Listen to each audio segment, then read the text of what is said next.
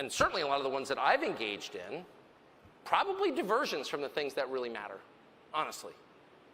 And that may account for why every time I was out of the country last week and I came back and I feel like I've got a duty to be up on the news, read all these texts, and like everything I read is like a new height of insanity. I'm like, that is the Mount Everest of lunacy.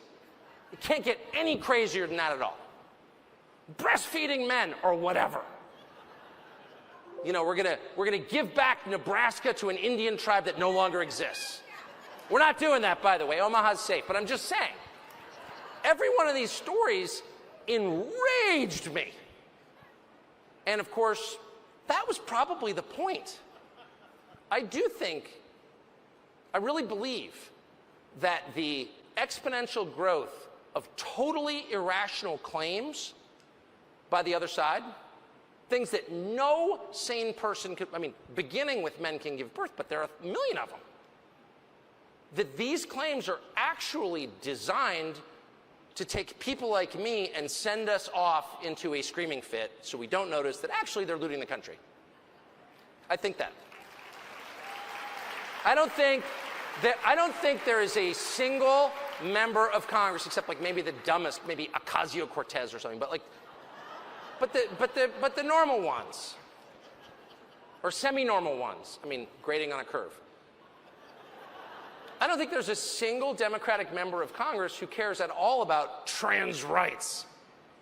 I don't think there's a single one who thinks men can breastfeed, because like not one in history ever has.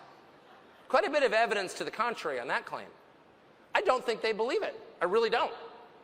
And by the way, it's super important to push back against them and to call them crazy, because they are. I'm not saying a retreat from these things at all. I'm merely saying if they throw a story in your face that's so nuts that you can only growl like a dog in response, they're probably doing that on purpose. And you should probably look around and ask yourself, what are the topics that no one's even pushing back on? What are the topics that their response is so ferocious that people are like, I don't want to deal with it? One of them is the war in Ukraine. Another's COVID. And, of course, the third is January 6th. And you have to ask, why is that? Well, it's not by accident, trust me. There is a reason. So, what'd you say? I don't know what, you know what, the thing about that story, it's just a mystery to me. No one was more shocked than I was. Are you serious? In the Biden White House, somebody left an 8-ball of cocaine in a public, I said to my wife, it's just not in character, you know? I just don't believe it. It's clearly a setup.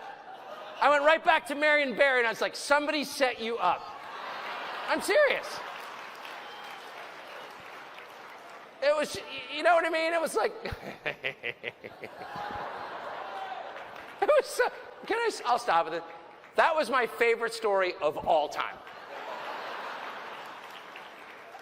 Because it just explains all the behavior. It really does. I mean, I worked in the media business for my whole life, so I know what the behavior looks like. But it's like crazed and grandiose. I've got a plan. You're not going to believe it. It's unbelievable. It's going to totally work. What we're going to do is we're going to totally rearrange everything, okay? We've been doing things a certain way for a long time, okay? And it's worked. But I've got a better plan.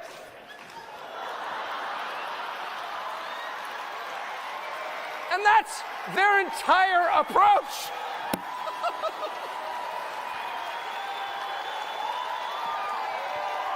So if I can just give you one piece of advice, after 27 years in the television business, don't trust a man with numb gums.